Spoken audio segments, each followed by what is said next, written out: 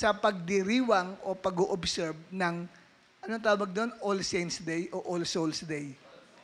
All Souls. Ang All Saints, sa linggo na yun no? November 2 na yun, yung All Saints. All Souls Day ay yun yung November 1. Okay. So ngayon, dahil dyan ay, anong araw ngayon? Martes. Kaya ito yung linggo ng pagdiriwang ng araw ng mga patay. Ayan. Kaya ang paksa natin na pag-uusapan, bakit hindi dapat manalangin sa mga patay? Sapagkat mauuso po yan, lalo na po kung ikaw na dumadalo sa church at hindi mo narinig ang patungkol sa paksang ito na hindi dapat gawin pagdating mismo ng November 1 o bago mag-November 1, baka ginagawa mo na rin yan. Ang ipinapanalangin mo ang mga patay. O nakikipag-usap ka sa namatay na. No? Kasi mahalaga pong maunawaan nyo yan. Sino po sa inyo dito namatayan na ng mahal nyo sa buhay? Ay, halos majority. Ako rin, ang tatay ko, nanay ko, namatay na. Tapos dalawa kong kapatid ay namatay na. So, 4. Di ba? O, lahat naman tayo halos dito ay namatayan na. So ngayon, tinuturuan tayo ng scripture, hindi dapat ipanalangin ang mga patay. Ang ating teksto na gagamitin ay ang aklat ng Ecclesiastes 9, talatang 5 hanggang 6 from the Pinoy version. Basahin po natin ng sabay-sabay. Alam na mga nabubuhay na mamamatay sila.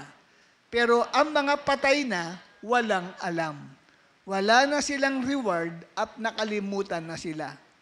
Nawala na ang pagmamahal, galit at inggit nila.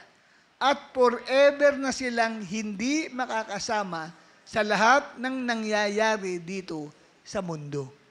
So, ibig sabihin, detached na sila dito sa mundo.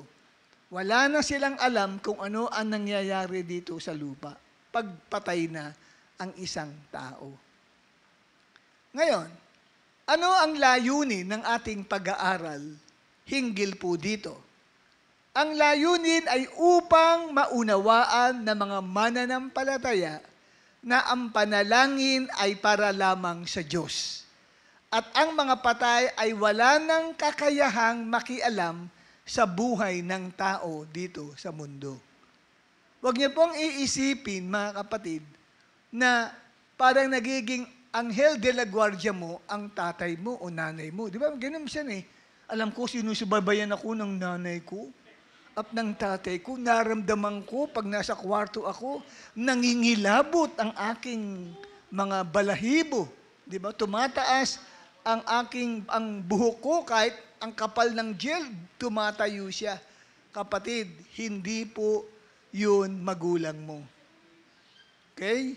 Sapagkat sabi ng aklat ng Ecclesiastes 9, talatang 5 o talatang 6, wala nang kakayahan pa ang mga patay na makialam sa buhay ng tao dito sa mundo. Kung ang paniniwala mo, siya ang loved ones mo ang nag-guide sa'yo, at sinasabi na nararamdaman ko, kasama ko si Lolo parati. Kapatid, hindi Lolo mo yung kasamang yun. Yun ay familiar spirit, demonyo na po yun. Ako po ay marami nang na-encounter. May mga pinag-pray na po ako na nang tanungin ko ay sila raw ay kaluluwa ng namatay nilang nanay, tatay, kapatid. Pero sa pag-aaral ko sa Bible, nakita ko, pandaraya pala yun ng dyablo. Hindi pala yun mga espiritu ng patay. Nagkukunwari lang sila. At isa sa mga karanasan ko, andito pa si Brother Dodi. Ayun, si Brother Dodi, nasa dulo. Nung nagkaroon tayo ng camp, may ginamit tayong camp noon eh. Doon nagkalapit si Jed at saka si Claudine noon eh. Chismoso naman ako masyado. No? Doon sa camp na yon. Kasi, katabi ko si Claudine, si Jed lumapit. Si Dodi, katabi ko, nagpapapray sa akin. Tapos nung pinag-pray ko siya, mamaya-maya, binulungan ko siya. Sabi ko, sino kang espiritu ka? Ako ang tatay ni Rodimar. Namatay ang tatay ni Rodimar, natake sa puso eh. Tapos mamaya-maya, paglingon sa akin, nanlilisik ang mata ni Dodi, tsaka namumula. Yung tingin niya, nanlilisik. Walang ganong kaluluha na nanlilisik. Demonyo lang ang gumagawa nun. Tapos nireview ko kaagad, in Jesus' name. Kinokontrol kita, lumabas ka sa kanya. Biglang napasubsob si Dodi. Tapos pagtingin niya na sa akin, guwapo na siya. No? Wala na yung panlilisik ng mata. So sabi ko, kako, kung yun ay kaluluwa ng tatay niya, hindi basta nanlilisik yun. Kasi ang mga nanlilisik lang, mga masamang espiritu yun. At namula agad ang, may nakakita nun eh. Sino ang nakapuna nun? Kasi may katabi pa kaming isang kapatiran. Ikaw, nakita mo, nanlilisik, paglingon ganyan ni Dodi, no? Nanlilisik. Brad, ito nakakita sa iyo. Si Brother Joel, ang saksi, ang witness doon sa bagay na yun. Hindi mawala-wala sa isip ko yun. Tapos kailangan hanapan ko ng talata sa Bible kung ang patay nga ba ay may pakialam sa mga tao dito sa mundo. Yung mga namatay mong magulang, kapatid, nakikialam pa ba yan dito sa mundo, sa buhay mo? Sabi ng Bible ay wala na po silang kakayahang makialam sa buhay ng tao dito sa mundo. Tapos yung pinapanood sa atin ni Pastor Jace, noong nagdaang camp, may pinapanood siya yung near-death experience. Di ba? Na meron doon na isang lalaki, yung asawang lalaki na yon, siya yung agaw buhay. And then, nagpapatuto siya kasi nakabalik siya muli eh. Nabuhay siya uli eh. Pero naramdaman daw niya, umangat ang kanyang sarili hanggang sa nakarating siya sa ceiling. Nagtataka siya, bakit siya umangat na parang lobo? Piling niya, ang gaang-gaang. Paglingon niya, may nagkakagulo na mga doktor at mga nurse. Yung pala, pinapump yung pong siya pala yung pinapump na yun kasi nag-straight line yung kanyang heartbeat. Ngayon, sabi pa daw niya, kaawa-awa naman yung taong yun. Sino ba yun? Gulat sa sarili, ay patay na pala ako, sabi niya ganun.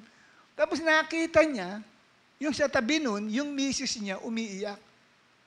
Nilapitan daw niya, doon sa ano na yun nilapitan daw niya at niyakap niya, kaya lang hindi niya mayakap-yakap. At hindi siya mapakinggan sa sinasabi. Hanggang sa siya ay hinihigop siya parang papataas eh. At nakakita siya ng liwanag. At iyon, sabi sa kanya ng Panginoon, hindi mo pa oras para kunin ka. Ibabalik kita sa iyong sariling katawan. Tapos mamaya-maya, sabi ng doktor, ayan, nagbalik uli ang kanyang pintig ng puso. O, sabihin, nabuhay uli yung tao. Kaya siya nagpapatotoo. Kaya ang title ng video ay Near-Death Experience. So, ibig sabihin, talagang yung taong namatay na, nakita niya yung asawa niya, hindi siya marinig. At nang niyakap niya, kasi nakaluluwa yan, tagus-tagusan wala Hindi siya pinapansin. So makita ho natin dito, walang kakayahang makialam sa buhay ng tao dito sa mundo, ang taong namatay na. Ngayon, ang tanong, bakit hindi dapat manalangin tayo sa mga patay? Bakit hindi dapat tayo manalangin sa mga patay? Una, dahil ang panalangin ay para lamang sa Diyos. Mateo 6, talatang 9, ang sabi, ganito dapat kayo mag-pray, tinuro ni Jesus Christ yan. Hindi sinabing, sabihin mo sa tatay mong namatay, ama namin. Hindi sinabing ganun, o nanay ko, o kapatid ko. Kundi, ina-address niya ang prayer kay Father in Heaven. Ama namin sa langit, sambahin ang pangalan mo. So, hindi tayo dapat nananalangin para sa mga patay. Kasi ang pakikipag-usap sa patay ay isang uri ng panalangin. No? Katulad ng pakikipag-usap sa Diyos, nagsasalita ka. Halimbawa, ikaw, tatay, dumalo ka sa puntod, tatay, saan ka man naruroon? Kinakausap mo yung tatay mo, tay, nakagraduate ako ngayon. O nay, di ba? Nasa puntod ka. Ayaw ng Diyos yun na gawin mo, kapatid. Pinagbabawal niya na kausapin mo ang patay o kaya ipapanalangin mo, Panginoong Diyos, tinataas ko sa iyo yung namatay kong nanay na ito. Di ba? Huwag na huwag daw natin gawin yun dahil ang panalangin ay hindi dapat iniukol sa mga patay, kundi ang panalangin ay ginagawa para lamang sa Diyos. Ano ba ang panalangin? Next slide natin. Ang panalangin ay direktang pakikipag-usap sa Diyos. At hindi tayo inutusan ng Biblia na tayo ay manalangin o magdasal sa tao. Pag sinabing tao, kapatid, ibig sabihin yan, kapwa natin, na siya, tayo ay parang mananalangin sa kanya. Ay, wala dito si Hana. Pare, magpe-pray ako, Hana, saan ka man naruroon ngayon? Sa iyong kasal, imbitahan mo ko. Nagpe-pray ka kay Hana. Di ba? Wag niyong gagawin yun na magpe-pray kayo sa tao, ni mag-pray sa santo. Sa mga santo. Hindi kayo dapat nananalangin sa mga santo o sa mga rebulto. Hindi dapat. O lalo na sa patay. Na ang patay, nakikipag-usap ka sa patay. At sasabihin mo pa, doon sa magulang mo sa puntod, sa November 1, dumalaw ka, tay, patuloy niyo kong samahan. Ano yun? Patuloy daw siyang samahan dahil ikakasal na po ako sa Disyembre 27. No? hindi dapat kinakausap ang patay. O kaya, mananalangin ka sa anghel. Michael the Archangel. Di ba? Ina-address mo ang prayer sa anghel. No, bear. Wala tinuturo sa Bible na tayo ay magpipray sa anghel. Ang anghel, pwede mong utusan. Pero hindi ka magpipray sa kanya. Sa Diyos lang. Kasi sa Book of Psalm, inutusan ni David ang angel eh. Kinumand niya ang angel. You can command angels. Na-experience ko rin yan. Merong tayong isang dating sister na tomboy siya. Dumalaw ako kami ni Pastor Esbel sa isang bahay na nandoon siya. Yung pala, may karga siya. Bumababa siya sa hagdanan na lumalagabag yung kanyang paa, bag. Tapos talagang nanlilisik. Pagbaba niya, humarap sa akin, sinugod ako parang toro. At gusto kong ibagsak. Si Pastor Isabel, in Jesus' name. Hinawakan dalawang kamay ko, tapos para siyang toro, ang lakas niya. Ang ginawa ko, Angel of the Lord, gapusin ang babaeng ito. Bigla po kamong binitawan ako, umupo, at hindi na kumilos. Di ba? So, kinocommand ang angel kasi sinugo sila sa atin para tayo ay proteksyonan. So, uutusan mo siya. Iba naman, tayo, hindi natin kailan inuutusan ng Diyos. Tayo ay dumadalangin, nagsusumamo. Amen? Yun yung panalangin kasi ay petition eh.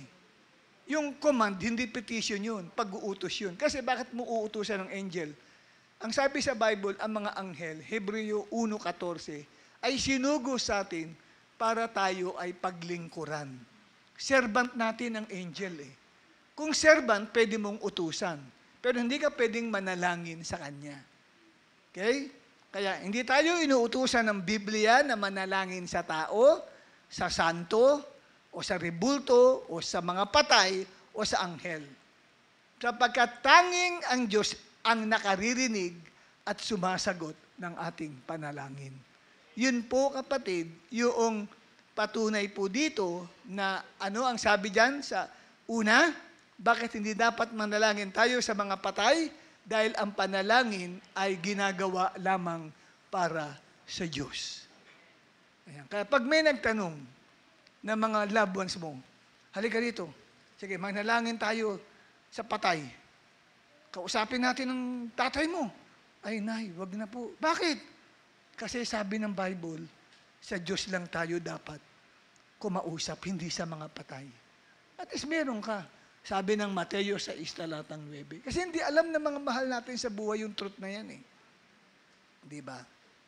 Ano ang ikalawa? Ang ikalawa, bakit hindi dapat manalangin tayo sa mga patay? Dahil ang mga patay ay wala nang kaalaman sa nangyayari dito sa mundo. Hindi ka maririnig ng patay. Dahil wala nga silang kaugnayan na rito sa mundo. Pag sila'y namatay, putol na yung kanilang koneksyon o ugnayan dito sa lupa. Kaya kung putol na, wala silang nalalaman na nangyayari dito sa mundo. Hindi nila alam kung anong ginagawa mo. Hindi nila alam na dinalaw mo yung puntod nila. Amen? Huwag kayong maniniwala sa sabi-sabi ng mga magulang nyo. Alam mo anak, dininig ng tatay mo yung aking prayer. Kasi kanina umaambon. Nung papunta na tayo sa puntod, biglang nawala yung ulan. Umaraw. Pinakinggan ng tatay mo ang prayer ko. Tayo naman mga bata, ay oo, nakikinig pala sila. No, hindi totoo yun. No? Nagkataon lang kapatid yun. Hindi yun sagot ng tatay niya. Dahil ang linaw, ang mga patay ay wala ng kaalaman sa nangyayari dito sa mundo. Ano ang sabi ng Biblia? Ecclesiastes 5:5-6. Alam ng mga nabubuhay. Sino mga nabubuhay dito? Na mamamatay kayo. Amen? Pero ang mga patay, wala nang alam. Wala na silang knowledge. Wala silang knowledge. Wala na silang intelligence patungkol dito sa nangyayari sa lupa. At verse 6, anong sabi? Basahin natin sabay-sabay. Forever na silang hindi makakasama sa lahat na nangyayari dito sa mundo. Yan ang Pinoy version po yan. Forever. Ano yung sabihin ng forever? Brad, ano yung sabihin ng forever? Anong pangalan mo? Gabriel. Ang dami mo palang Gabriel dito. Ikaw ba tinatanong ko, ibang sumasagot? Baka kasama dyan ng tatay mo. O nanay mo sumasagot. Hindi. Wala na kaugnayan sila. Gabriel. Ano yung sabihin ng forever? Walang hanggan. Walang katapusan. Amen? Di ba tama ba yun? Forever eh. Wala raw, sasabi, forever, na itong mga namatay na mahal natin sa buhay, forever silang hindi makakasama natin sa lahat ng nangyayari dito sa mundo. Pag sinabing forever, hindi 1 taon lang. Hindi 10 taon lang. Amen? Kundi forever. Okay? Yan, malinaw sa inyo yan. Hindi ako nagsasabi niyan, ang Biblia. Bible ang nagsasabi. Kaya dapat kabisan nyo ang Ecclesiastes 5:5-6 para yun ang pangahawakan nyo na pag kayo'y dumalaw sa loved ones nyo, huwag nyo iisipin, sinamasamahan tayo ni Lolo o ni Lola. Ginagabayan tayo. Anong ginagabayan? Wala. Ang sabi, forever na silang hindi mo makakasama. At forever na wala silang alam sa nangyayari sa mundo. Hindi nila alam na may bagong presidente na tayo. Bali namatay sila noong panahon pa ni President Magsaysay. Hindi nila alam na bago ng presidente natin. Amen? At hindi nila alam na maaring iba na ang tinitirhan mo ngayon. Pakondo-kondo ka na lang. Dati nung araw, maliit lang ang tinitirhan nyo, kasama mo si tatay mo. Ngayon, umunlad na ang buhay mo. Hindi niya alam na umuunlad ang buhay mo. Kasi forever na silang hindi makakasama sa lahat na nangyayari dito sa mundo. Detached na sila sa atin. Eto, basahin natin. Number 1. Ang mga patay, 1, 2, 3, ay walang kamalayan sa nangyayari sa mundo. Hindi nakikita ng mga patay ang ginagawa mo. Okay, doon muna tayo. So, kung ang mga patay ay walang kamalayan sa nangyayari sa mundo, hindi nakikita ng mga patay ang ginagawa natin. Mga patay natin mahal sa buhay. May ibang ganun, naku, lagot ka, hindi ka dumalaw sa puntod ng lolo mo o ng tatay mo, hihilahin ang paang mamayang gabi. Hindi totoo yun. Kasi ang sabi rito, hindi nakikita ng mga patay ang ginagawa mo. Hindi alam ng lovers mo na hindi ka nakapunta sa puntod niya nung mahal na araw. Yung iba, kaya pumupunta doon, iniisip, hihilahin ni sino man yung mahal mo sa buhay, hihilahin ang paa mo mamaya. Kaya takot na takot ka naman dahil wala kang alam sa Biblia. At, ikalawa, hindi naririnig ng patay ang ating mga panalangin para sa kanila. Kaya hindi mo kinakailangang ipag-pray ang mga namatay mong mahal sa buhay. Kaya anong bilin? Huwag mong kakausapin sa puntod ang sino mang mahal mo sa buhay na nakalibing na. Sabi mo sa katabi mo, kapatid, huwag mong kakausapin. Lalo na pag nasa puntod ka, ang sino mang mahal mo sa buhay na nakalibing na. Bakit? Hindi ka naman niya maririnig. Patay na yun. Detached na siya dito sa lupa. Hindi ako nagsasabi niya ng Biblia. Kaya mahalaga po na tayo po ay naniniwala sa Bible. At ang Bible ay atin pong nilalakaran sa buhay po natin. At ang ikatlo, bakit hindi dapat manalangin tayo sa mga patay? Dahil si Kristo lamang ang tagapamagitan sa Diyos at sa mga tao. Ano ang sabi ng unang Timoteo 2:5? Sapagkat iisa ang Diyos at iisa ang tagapamagitan sa Diyos at sa mga tao, ang taong si Kristo Jesus. So, ano ang sabi diyan? Next slide natin. Ibig sabihin niyan, walang ibang tagapamagitan. Santo man, anghel man, o mga patay na tao. Huwag mong iisipin, Nay, tay, pakisabi naman po sa Panginoong Yesus. Ginagawa mo siyang tagapamagitan. Gagawa mong tulay. At huwag kang mag-alala. Namatay na si kapatid mo. Siyang bahala sa atin dun. Kakausapin niya si Daddy God. Ginagawa mong tagapamagitan? Hindi. Hindi sila tagapamagitan. Ang tagapamagitan ay isa lang, si Jesus Christ. Huwag mong sabihin, 5 na ang mga mahal ko sa buhay na namatay. Ang lakas ko ngayon sa langit. Kasi alam ko, nasa langit sila. Dahil yung 5 na yon, mag-i-intercede sa akin yun. No. Hindi nila role yun, ng mga taong namatay mag-intercede. Sa langit, isa lang ang may role ng mag-i-intercede. Sino? Si Jesus Christ. Ayon sa unang Timoteo 2:5. Bakit? Sapagkat si Jesus lamang ang daan, katotohanan at buhay ayon sa 1:14 talatang 6. Kaya pag tayo po, kapatid, ay dudulog sa ating Diyos Ama, dapat tayong manalangin sa Diyos Ama sa pangalan ni Jesus Christ. Kaya pag po, kapatid, sinabi mong Abba, Father. Ano sabihin ng Abba? Abba is an Aramaic word meaning Father din. Father yun. Ginagamit lang na Abba, parang, kasi nasa Bible yung salitang Abba eh. Abba, Father din siya. Father. Yun po ang ibig sabihin nun. Dumudulog ako sa iyo. Liwanagin mo po ang isipan ng mga dumalo ngayong gabing ito sa itinuturo ko. In Jesus' name, Amen. Laging may karugtong sa pangalan ni Jesus.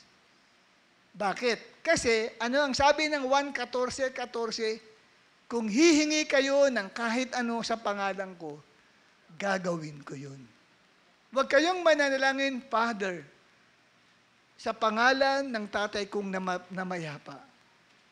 Samahan mo ang nanay ko. sa pangalan ng tatay mo. Walang kasagutan sa prayer na yun.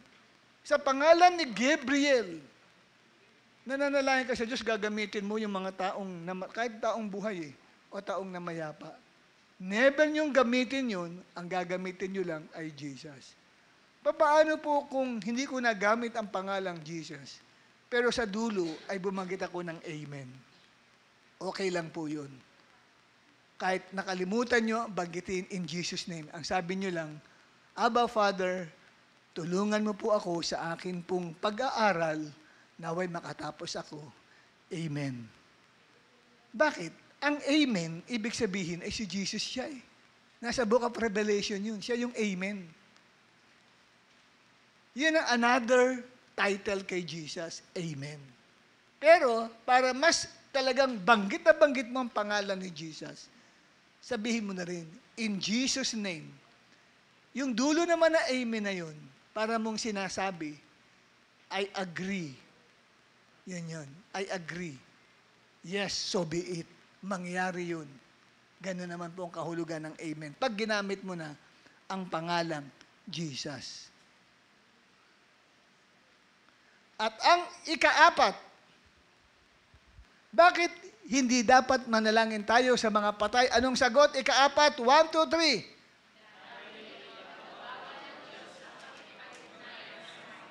3. Yes, pinagbabawal ng Diyos na makipag-usap ka sa mga taong namatay na. Halimbawa, si Jason, ang kanyang mother ay namatay na eh. Di ba, Jason, no? Jackson, kala ko Jason. Jackson. Namatay na. So, siyempre, mother niya yun. Dearest sa kanya yun. Pwedeng dalawin niya bago mag-November 1. Pasal sila magkapatid sa punto ng nanay nila. Tapos sasabihin ng magkapatid, Nanay, salamat at kami ay lagi mong pinapatnubayan. Masama sa Diyos yun. Kakausapin mo ang taong patay na. Ipinagbabawal ng Diyos yun. Ang sabi ng Deuteronomio 18, talatang 10 hanggang 12. Iko-quote ko na lang kasi mahaba-haba yun pagka sinulat ko lahat eh. Okay? Ang sabi, kung ano yung nakalagay mismo sa patungkol sa patay, ang sabi, huwag kayong makikipag-ugnayan sa mga patay. Pero kasi ang dami niyan. Huwag kayong makikipag-ugnayan sa mga magician, sa mga albularyo. Marami po yan eh. Maging po sa mga mangkukulam, mananaway. At kasama dyan, huwag kayong makikipag-ugnayan o makikipag-usap sa mga taong namatay na. Never kayong makipag-usap sa mga taong namatay na. Bakit? Anong sabi ng Diyos sa verse 12? Ito po yung verse 12. Sino mang gumawa ng gayon? Sino man ang kumausap sa nanay, tatay, kapatid, asawa, girlfriend, boyfriend na namatay, ay kasusuklaman ni Yahweh. Ano yung sabihin ng kasusuklaman sa Tagalog? Tatakwil, di ba? Suklam na suklam sa'yo, tinatakwil ka niya. Itatakwil ka ni Yahweh. Ang Yahweh, yan po ang personal name ni God. At yan daw ang dahilan, kaya itataboy ang mga nakatira sa lupaing pupuntahan ninyo. So, ibig sabihin, ito mga Israelites po ito ha. Ang mga Israelites, pinangako sa kanila yung lupa ng Palestine. Yun ang pinangako ng Diyos na ibibigay sa kanila ng Diyos. At sinasabi rito kung bakit sila kita pakiabot niya. Siguro emergency yan. Sagot mo na lang. At ang sabi sa Bible, ang ginagawa pala ng mga taong dating nakatira doon sa Promised Land, sila ay nakikipag-usap sa mga namatay nilang mahal sa buhay. Kaya ang sabi ng Diyos, itataboy ko sila sa kanilang lupain. Aalisin ko sila dyan bilang parusa. Sa ngayon, sa atin ngayon, kung ginagawa mo yan, pwedeng aalisin ka ng Diyos at tinitirhan mo. Sa paano paraan? Paano ka maaalis doon? Maraming pamamaraan. Di ba? O pwedeng magkaroon ng flood at na-swipe kayong lahat. Pag-aralan nyo yung mga taong pinaalis na sa lugar na tinitirhan nila. Malamang, ang number 1 kasalanan nila, nakikipag-usap sila sa mga namatay nilang mahal sa buhay. Kasi yun ang parusang ginawa ng Diyos doon sa mga tao na nakatira dati sa Palestine. Anong sabi ng Diyos? Yan ang dahilan kaya niya itataboy ang mga nakatira sa lupaing pupuntahan niyo. So, ikaw nagmay-ari ng lupang yun, ibibigay ng Diyos sa iba. Bilang parusa, dahil gumagawa ka ng pakikipag-usap sa mga namatay mong mahal sa buhay na kinasusok naman ng Diyos ang ganong bagay. Ayaw nyo bang mapaalis kayo sa bahay nyo? Huwag niyong kayo makikipag-usap sa mga patay. Mahirap po, walang sariling bahay at walang sariling lupa. Next slide natin. Ano ibig sabihin ng pakikipag-usap sa patay? Ito ay tinatawag na necromancy. Yung pakikipag-usap sa patay ay tinatawag na necromancy. At isang malaking kasalanan sa harap ng Diyos. Kaya huwag niyong kakausapin ang mga taong namatay na, katulad ng tatay o nanay mo, o kapatid mo, o asawa mo, o anak mo, o boyfriend or girlfriend mo, lalo na pag dumalo ka sa puntod ng mga ito. Huwag na huwag mong kakausapin.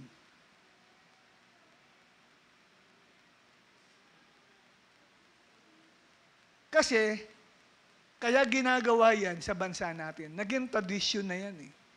Tuwing Nobyembre 1, nagpupunta ang maraming Pilipino sa sementeryo.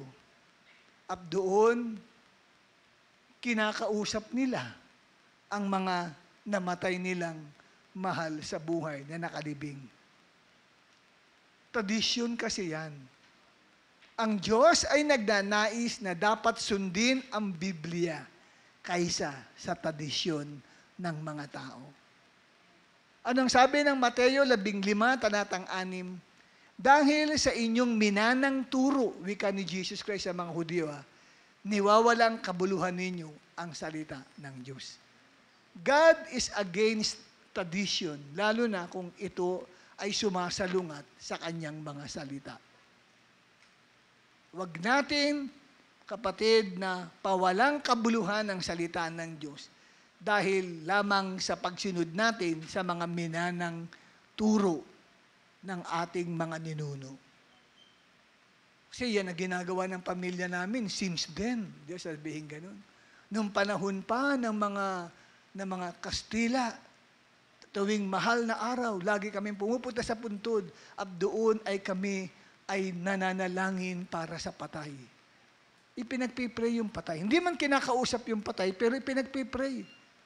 Para daw, kung nasa impyerno o nasa purgatorio, para daw pumasok doon sa langit. Hindi na po kailangan yun. Tradisyon yun eh. Ayaw ng Diyos yun. Amen, mga kapatid? May isang tradisyon sa araw ng mga patay. Ano yung tradisyon na yun na hindi nawawala? Ang pagtitirik ng kandila para sa mga patay. Sino na ang nagtirik ng kandila dito? Marami pa na, mga nagtirik na ng kandila. No? Para sa mga mahal nyo sa buhay na namatay. Yan ba ay masama? Pag-aralan po natin. Alam niyo po, minabuti kong isulat para, kasi minsan, pag ako'y nagsasalita lang, hindi mag-gets di ba? Hindi basta mag-gets. Pero kung nakasulat na dyan, kahit na lumagpas na ako magsalita, at least nakasulat pa rin, mariretain sa isip nyo. Amen?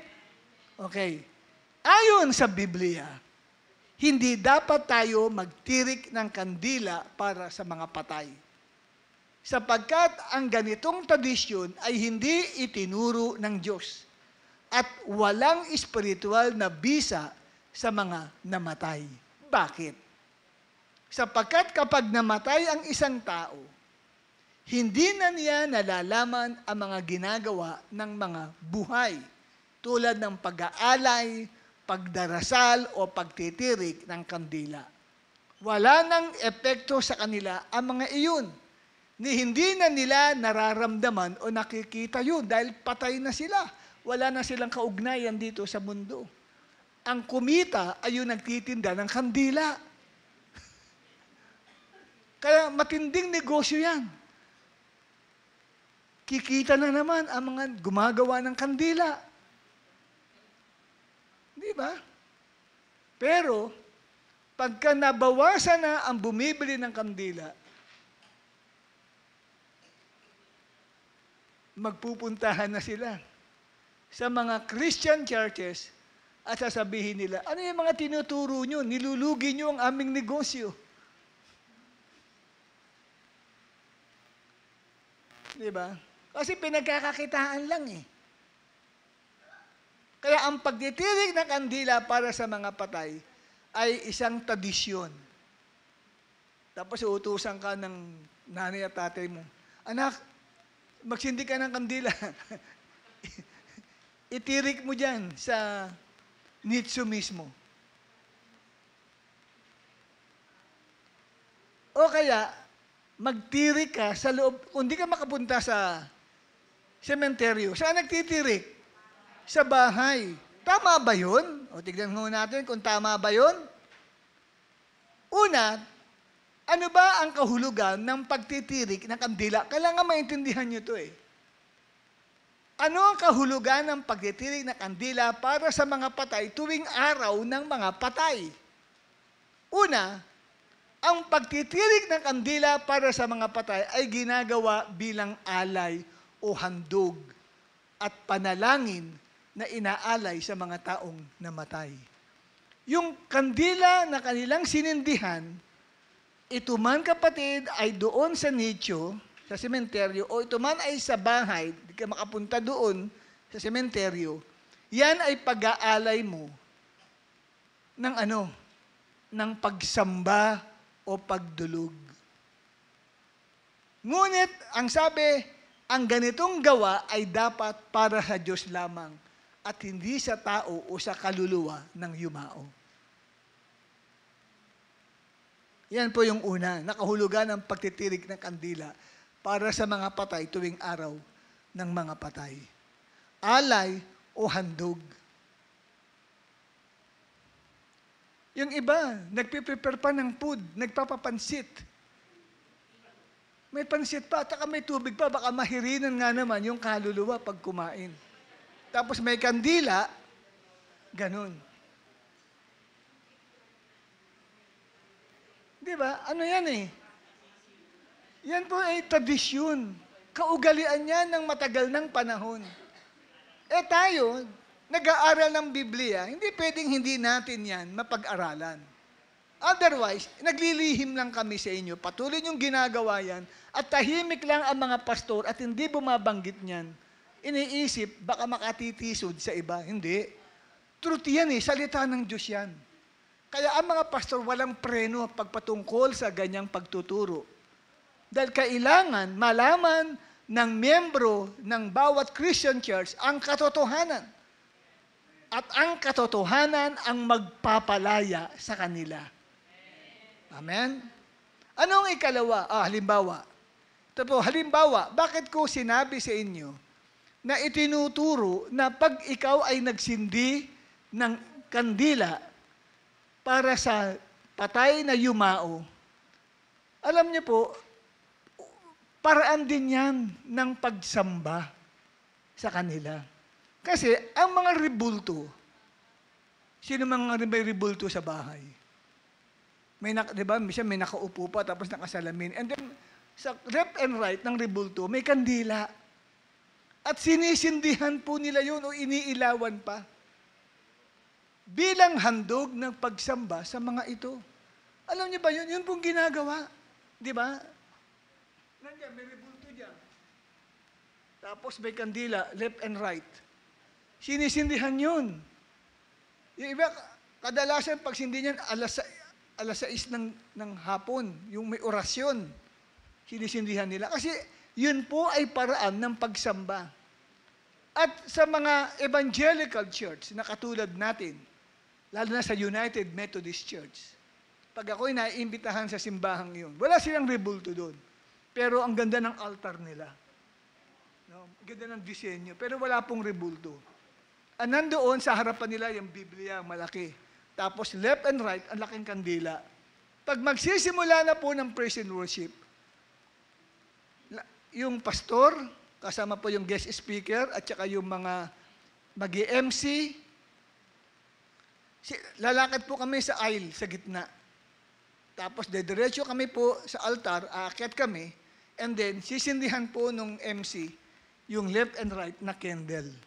Tapos magsisimula na po ng pananambahan. Bakit? Dahil yung pong pagsisindi ng dalawang kandila sa altar ay bilang handog ng pagsamba sa Diyos. Pagkilala para sa Diyos. Sa mga ikinakasal, bakit sinisindihan ng dalawang kandila bago magsimula? Ang Diyos ay iniimbitahan natin. Siya ang priority natin. Bago pa lang magsimula ang kasalan, bago mag-procession pa lang, ay sinisindihan na po yung dalawang candle bilang pananambahan natin sa Diyos na buhay. Yan po ang simbolo po nun. Lalo na kung araw ng patay. Kaya pag nagsisindi ka ng kandila para sa mga patay na yumao, sinasamba mo yung patay na yumao. At ano ba ikalawa, kapatid, na kahulugan ng pagtitirik ng kandila? Ang pagtitirik ng kandila na ginagawa sa bahay, ito pa, tuwing araw ng mga patay, para daw matulungan ang kaluluwa ng namatay na bumalik sa kanyang tahanan. Para bagang yun ang maghatid sa kanya, ay maliwanag dun, pupunta siya dun, at dun daw siya muli titira sa tahanan niya.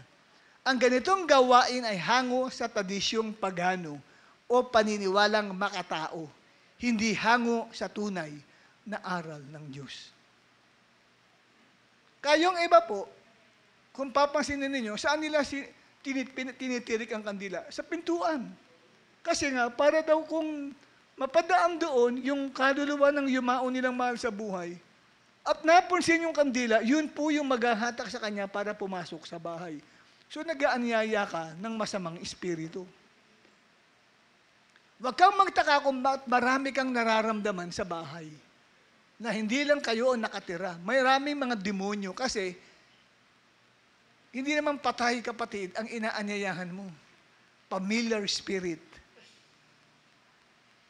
Pag sinabing familiar spirit, mga demonyo na kinokopya yung boses, yung anyo, noong mahal mo sa buhay na namatay. Yung anyo nga. Yun, kasama ang anyo sa mukha. Di ba? Kaya, minsan magulat ka, uy, nakita ko si Lulu. Bakit napupunta si Lulu doon sa bahay? Kasi, itong mga mahal mo sa buhay, mahilig magtitirik ng kandila, iniimbitahan ang mga masasamang espiritu, ang mga familiar spirit sa bahay. At yan daw po ay tradisyong pagano. Pagan tradition. Pag sinabing pagan, hindi makadiyos. Okay? Ngayon, next slide natin. Hindi tayo dapat magtirik ng kandila para sa mga patay. May dahilan kung bakit hindi tayo dapat magtirik ng kandila para sa mga patay. Ito man ay doon sa puntod, o ito man, kapatid, ay sa loob ng bahay. Una, sabi ng Biblia, ang mga patay ay wala ng kamalayan sa mga ginagawa ng mga buhay dito sa mundo.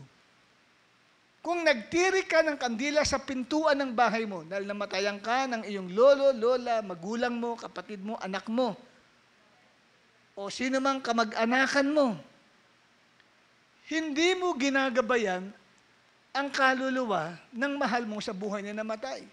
Sa halip, iniimbitahan mo ang familiar spirits na pumasok sa bahay mo. At magkukunwari naman ito na kaluluwa ng namatay. Kasi mahilig ang diablo mag-counterfeit, mameke, mandaya. Kaya akala ngayon, sige, ano ka ng kandila, babalik sa iyo si lolo ninyo sa bahay. Akala mo yun, si lolo mo ngayon yun, yung uubo-ubo. Nag-isa ka sa bahay, may umuubo, dati gawain yun ng lolo mo. Uy, si lolo. Saan galing yung tinig na yun? Oo, di ba? Parang lumaki ka na gano'n ang tinig eh. Akala mo ngayon si Lolo, hindi po, familiar spirit po yan.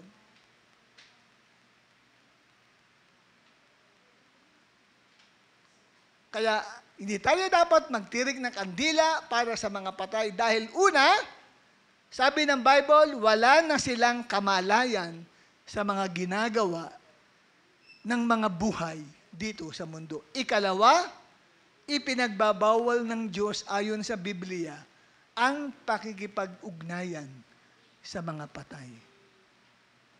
O, hindi ka nga nananalangin, hindi mo kinakausap ang patay, pero sa pamagitan ng pagtitirik ng kandila, nagsasalita ka impliedly sa kanila.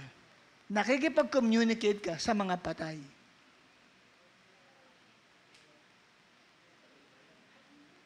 At ikatlo, bakit hindi na kinakailangan kang magtirik ng kandila para sa mga patay? Hindi na makababalik pa ang kaluluwa ng namatay. Hindi na po yan makakabalik pa. Ayon sa Hebreo 9, talatang 27. Basahin natin yung Hebreo 9:27. 1, 2, 3.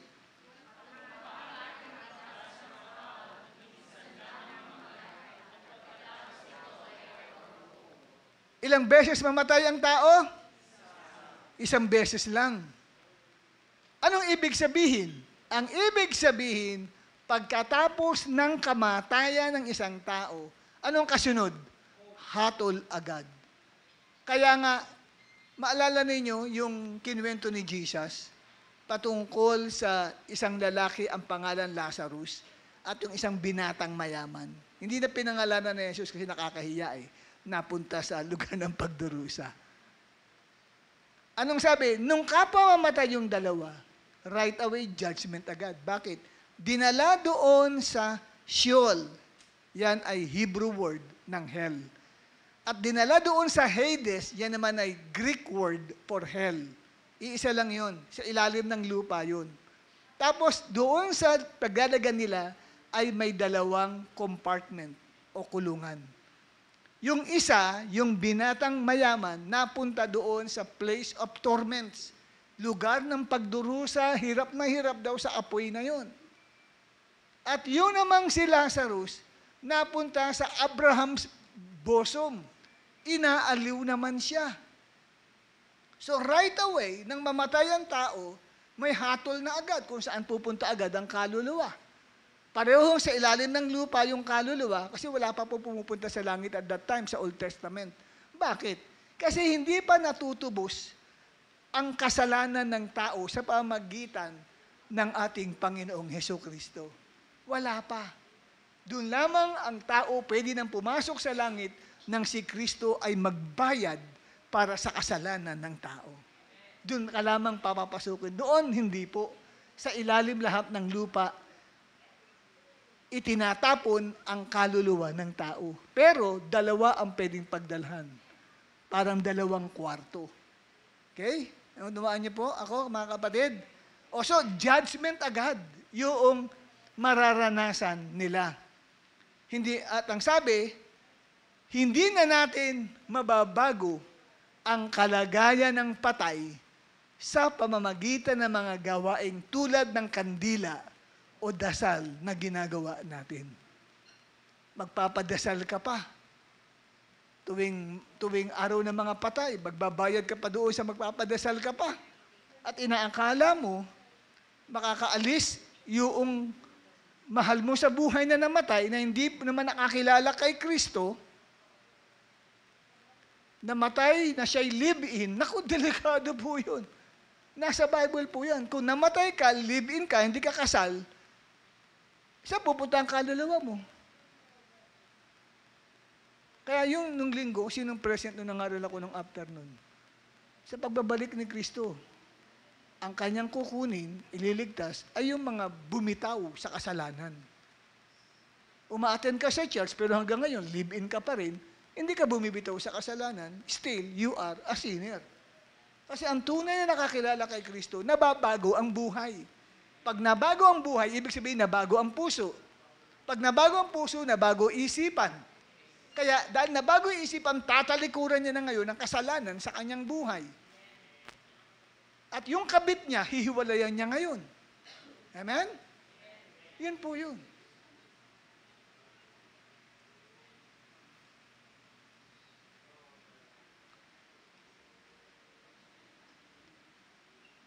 Kaya kahit anong gawin natin na padasal sa mga mahal natin sa buhay, tapos na.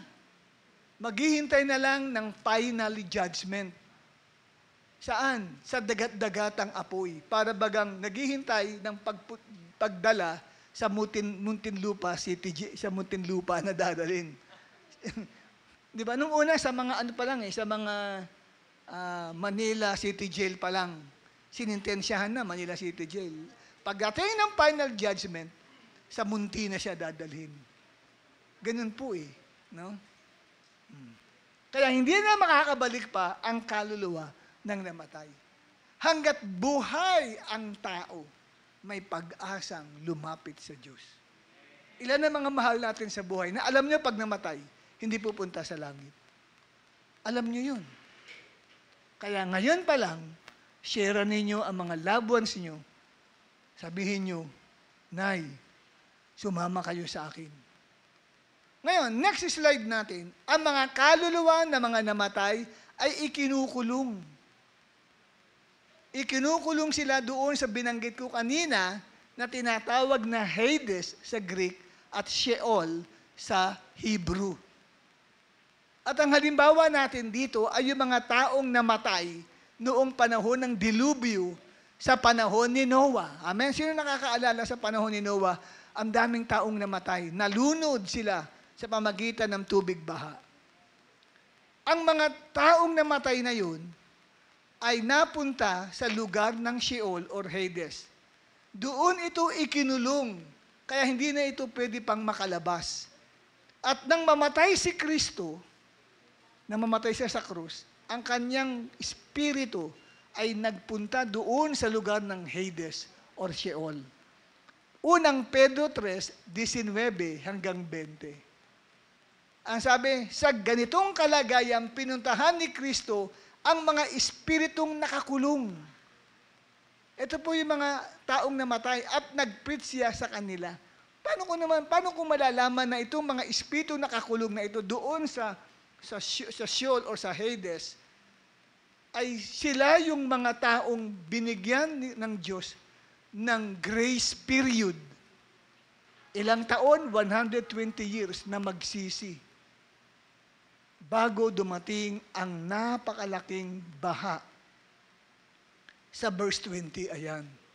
Sino yung mga nakakulong na yon na binisita ni Jesus Christ sa ilalim ng lupa? Sila yung mga espiritong hindi sumunod.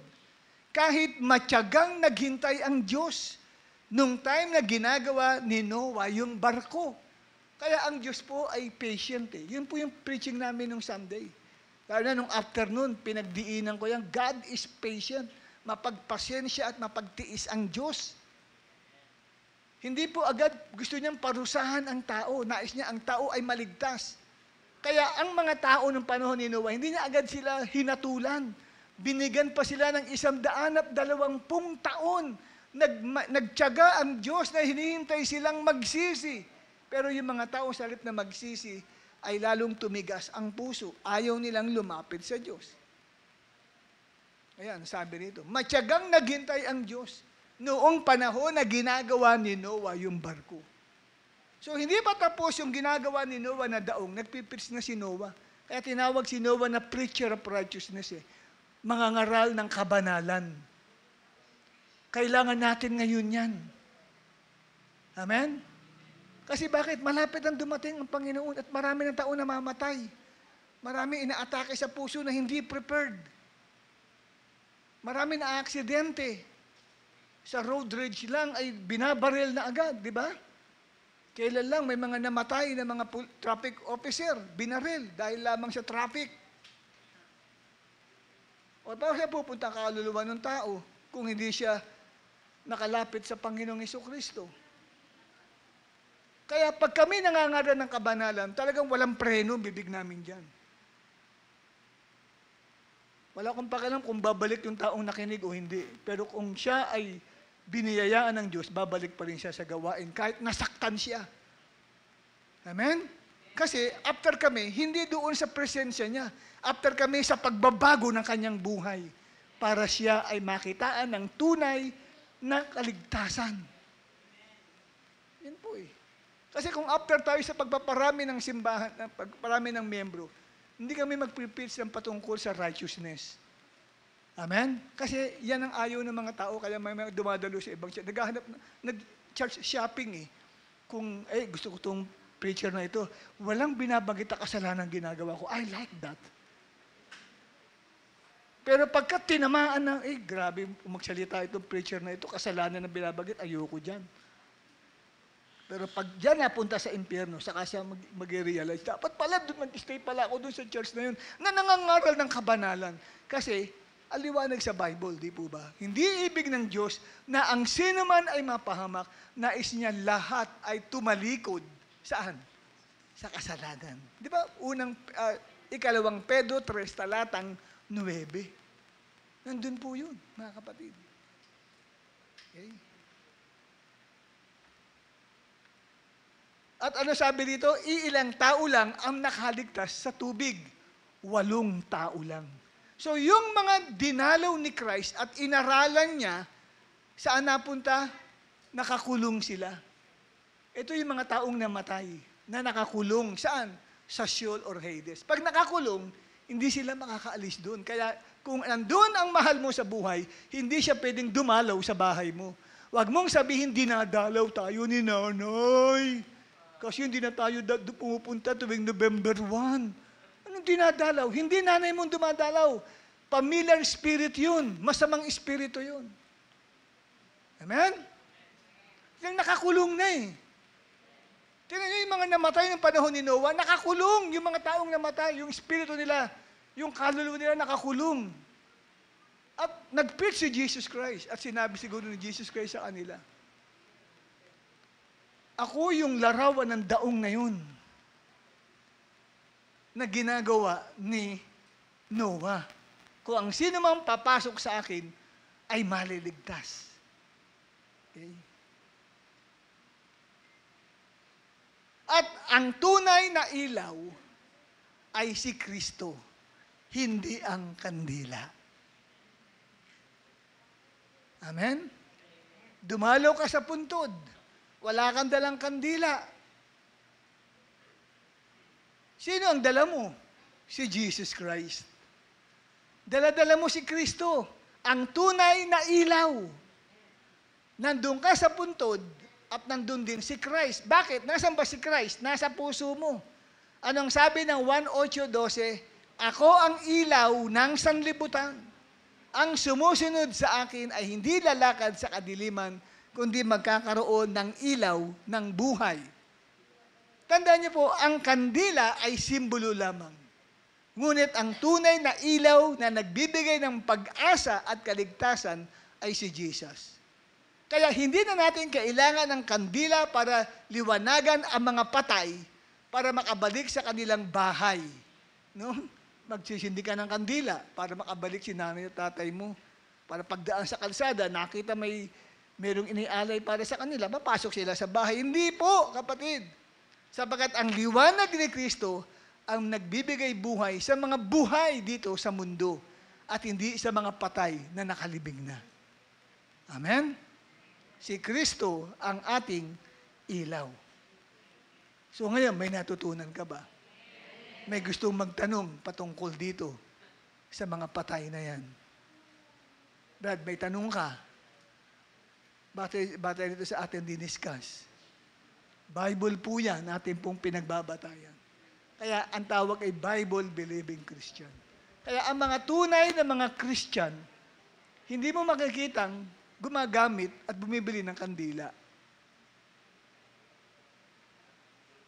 Paano po yung flowers? Wala ko nakita sa Bible na bawal yung flowers. Yung kandila, ang medyo delikado. Wala ko nakita sa Bible na flowers ay masama.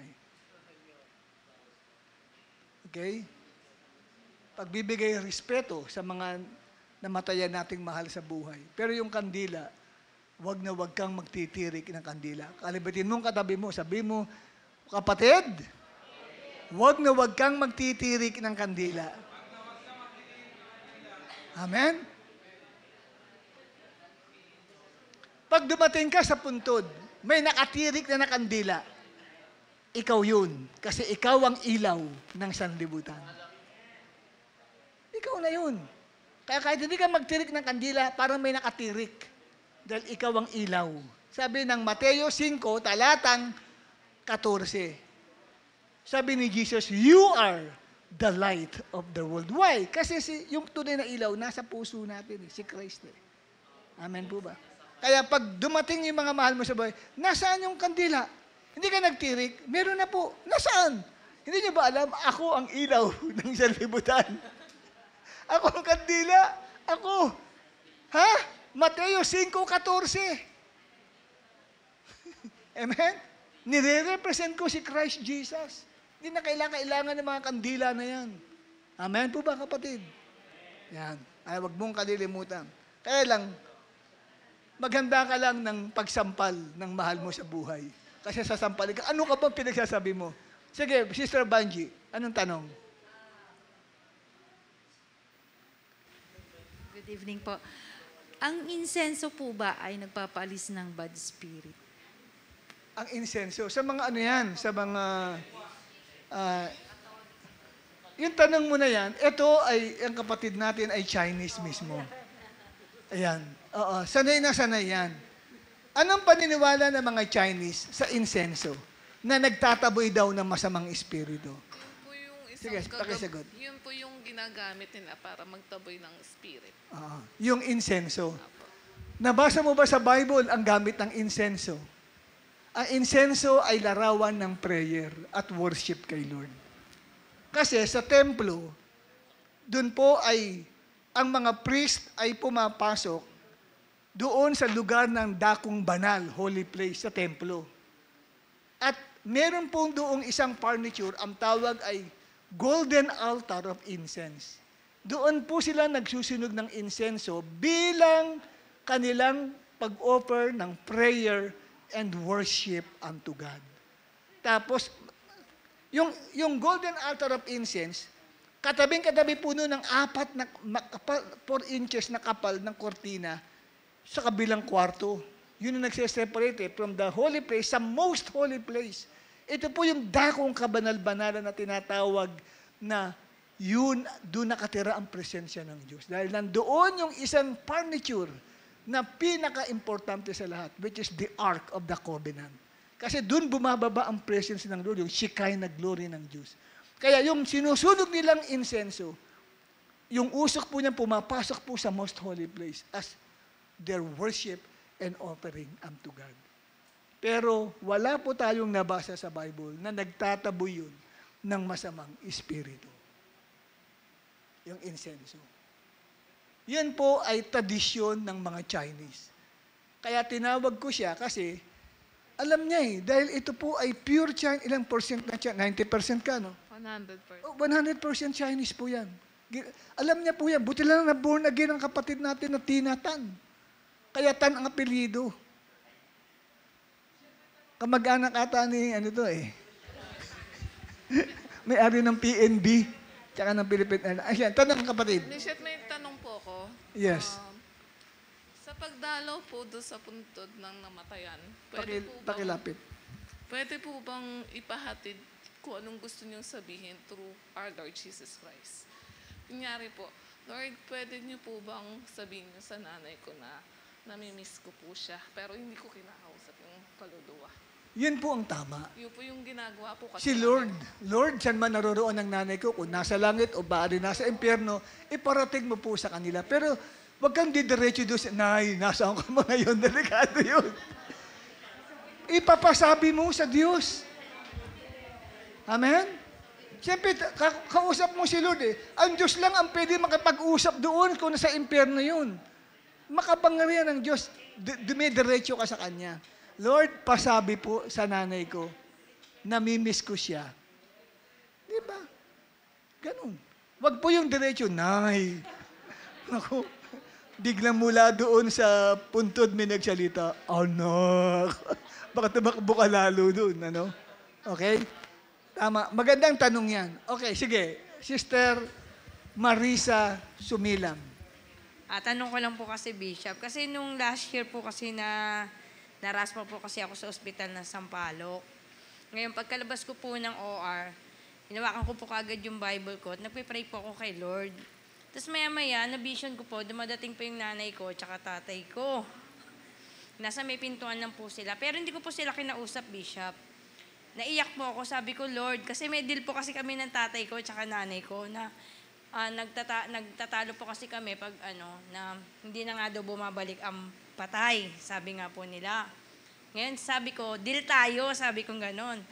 Pag namatay ka, tay, buksan mo yung TV. Kasi gusto niya palagi yung pinapanood yung dating daan, sabi ko pa sa tatay ko. Hindi naman po nangyari yun. Pero ang nangyari nga po, yun nga po, yung naraspa ko, na habang nagpe-pray po ako, umiyak ko sa Panginoon kasi nakatapos po ako ng raspa. Nakita ko po dumadating po sila. Nandun na po sila sa may pintuan, nakatayo. Pero ang dinil ko po na kausapin si Lord. Sabi ko, Lord, sabi ko, salamat po. Sabi ko gano'n. Pinadalaw mo po ang nanay ko at tatay ko. Sabi ko, ngayon po naintindihan ko na, sabi ko gano'n. Kung iaalong mo din po pala na, sabi ko pa po gano'n, kung iaalong mo po pala na dalawin ako, pwede po. Lord, sabi ko gano'n, sabi mo po sa kanila na mahal ko sila. Although nakikita ko po sila, pero hindi po sila yung kinakausap ko, kundi si Lord nga po na nagpapasalamat ako na nakita ko po yung nanay ko at tatay ko. Marami tayong mga ganyang experiences. Pero, again, hindi po pwede na bumalik ang patay. Ang linaw kasi ng Bible. Kung meron ka mang nakita, hindi mga magulang mo yun, ang tawag na familiar spirits. Continue to deceive us. Hindi magulang mo yun. Pero usually, yung mga ganoon, ang mga nakakakita na mahal sa buhay, yung mamamatay na. Nakikita nila, sinusundo na raw sila.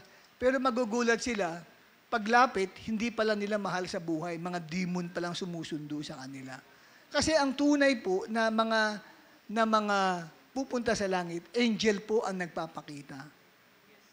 Ang daming experience ganyan, nung mamatay yung kapatid ni Pastora Isabel, sinasabi mismo ni Ate Esther, nandyan na sila. Sino sila? Mga anghel, sinusundo na ako. Namatay na. Tapos yung tatay din niya, nung mamatay, ang dami daw, anong tawag doon? Sweetheart, sinabi ng tatay mo, nang makakita siya, maraming mga seraphim, o seraphims. No? Sinabi niya, ayan na sila. Ang dami nila. Kukunin na pala. Ganun po. Pag pupunta ka sa langit, pero pagka hindi ka pupunta sa langit, ipinapakita, kunyari sunduin ka na mahal mo sa buhay, mamaya nagbabago na yung muka, demonyo na pala. Kasi deception po ng kaawayan. Hindi po ang linaw po ng Bible sa Ecclesiastes 9, si Haring Solomon po ang sumulat nun. The wisest king sa mundo nung panahon niya. At ang sabi niya, pag namatay ng isang tao, cut off na siya dito sa mundo. Wala na siyang kinalaman dito. Kaya hindi na pwede magbalik ang patay. Sabi ng Bible. Sige, Sister Tina. Si Tina. Gusto ko lang pong sabihin kasi maraming mga Kristiyano na hindi na po dumadalaw sa puntod ng sementeryo. Kasi po, kung ako po ang tatanungin nyo, parang ayaw ko na rin po. Kasi every time na pumunta po ako doon, ang sikip-sikip po. Kasi Bakit? Yung kunyari po, yung parang mararamdaman niyo po yung mga spirit na, syempre, sa mga sementeryo, iba-ibang kaluluwa po. Parang ang sikip. Kaya parang medyo naguguluhan pa rin po ako kasi yung mga kapatid ko po talaga, yung iba po, ayaw na rin po pumunta sa sementeryo. Pero kung titignan nyo naman po, kasi yung litsyo ng nanay ko is, hindi po talaga siya litsyo eh. Parang columbary, full body. So parang hindi na po kailangan ng linisin o alisin ng mata mo. Parang ang tanong ko lang po is, May mga Bishop, disenyo ba ng mga dragon? wala po. Wala naman. Chinese Nilipat po, dito po kasi kami sa Filipino Cemetery, dyan sa 5th Avenue. So yung father ko po kasi before, Chinese cemetery ba? ang father ko po kasi before, nasa Chinese cemetery. So nung namatay yung mother ko po, dito sa 5th Avenue sa La Loma. So kinuha na namin po yung Sa La father ko. Loma. Pero every time po dumadalaw po ako dun sa cemetery na po yun, ang sikip-sikip po ng daan. Marami kasing tao. Ayun, hindi po yung maraming tao. Hindi physical na masikip. Parang feeling mo Yes lang. po, kaya parang Wala kang peace doon sa Pero- kasi maraming spirits talaga yun doon. po yung gusto ko pong Maraming sabihin sa inyo. spirits doon na nakatira doon. Apo, kaya parang, ang tanong ko lang po kasi, marami pong Kristiyano na hindi na po talaga dumadalaw sa sementeryo ko. Pero kung, ang ibig po sabihin nila Ano ang tanong mo? is, Kung pwede pa bang dumalaw ang lahat ng mga Christians sa sementeryo? normally po ba, dapat talaga hindi na po ba dumalaw ang isang Kristiyano sa sementeryo? Kung sakali lang pong needed, as per needed po, kung yan dininisin lang po yung nicho, doon lang po dadalaw. Ang totoo, nagiging tradisyon, dadalawin lang tuwing November 1. Pwede naman din dalawin kahit walang November 1 eh. Kasi bilang pag-alaala mo rin, respeto mo yun sa mahal mo sa buhay eh. Kaya lang pag pupunta ka sa sementeryo, magpipray kang maigi, Lord, cover me with your precious blood. Kasi pwede po may mga spirits doon na talagang pag iba na agad ang maramdaman mo. May ganun, may kapatiran, very sensitive sa ganyan. Nakakita siya ng mga espiritu ng patay. Hindi patay, mga demonyo yun. Pero kinukopya lang yung patay, kaya tinawag kong espiritu ng patay. Kinukopya lang, na nakatayo mismo sa puntod. May mga ganun. Tapos mamaya, namdaman nila, sinundan na sila sa bahay. May mga ganun. Kaya kailangan kayo, kung dadalaw kayo sa November 1, magpipray kayo, cover us with your precious blood. At huwag yung isasabay sa November 1 ang pagdalaw nyo. Amen? Ibang araw. Ganon. Naintindihan niyo po? Kasi, hindi kayo pinagbabawalan dumalaw. Basta kung dadalaw lang kayo o natapat yun ang availability niyo, November 1, di magpa-cover kayo ng blood ni Jesus Christ. Ganon. Sige. Brother Kurt. Anong tanong ni Kurt? Tanong ko lang po, Bishop, kung pwede ko kunin yung mga pagkain sa alay kasi din naman po makakain ng spirit po.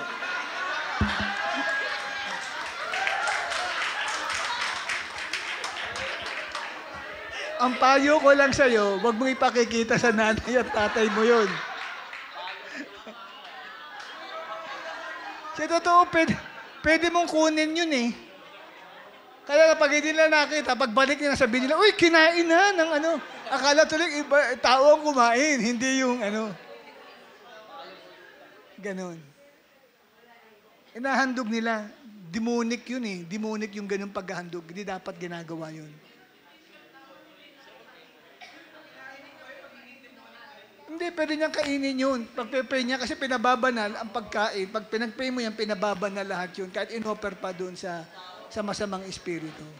Nasa aklat ng Timoteo yun eh. Ako kasi mga pinsan ko po kasi mga Buddhist. Pag dumadalaw po sila, may talagang asing engranding pagkain. So ang ginagawa na namin, hindi po namin kinakain. Kung yun ang faith mo, huwag mong kakainin. Parang sa piyesta din. Di ba yung mga handog sa piyesta? Nasa Bible yun eh.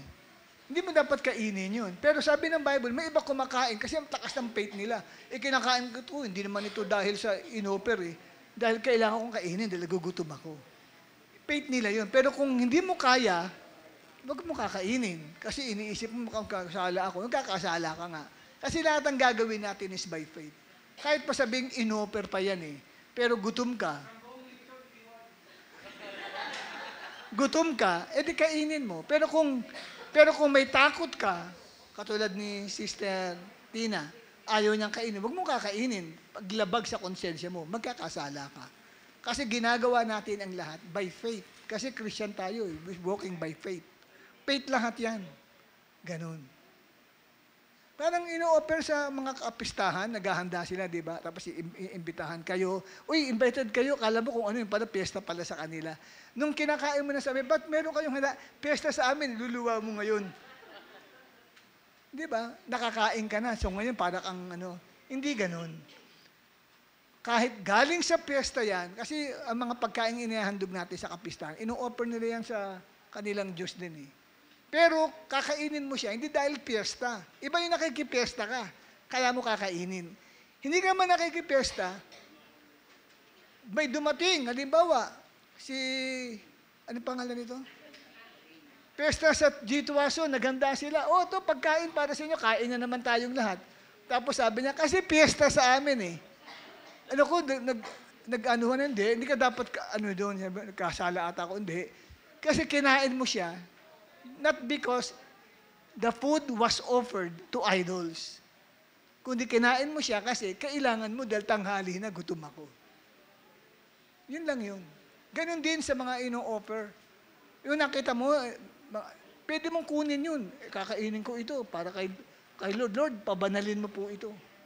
Walang mangyayari sa iyo kasi ginawa mo yan by faith. Yun lang, wag mo ipapakita sa nanay at tatay mo. Malamang pag-attend mo sa church, may bukol ka. Sabi sa'yo, inagawan mo pa yung patay. Amen? Okay. Oy, time's up. Okay, kanina pa ata time's up no? Sa dami kasi ng mga tanong. Kasi maganda itong ating pinag-uusapang ito. Very enlightening ito sa atin as a Bible-believing Christian. Palapakan natin ang Panginoon. At tayong lahat ay tumayo at tayo'y mag-pray. Abba, Father, we thank you, Lord.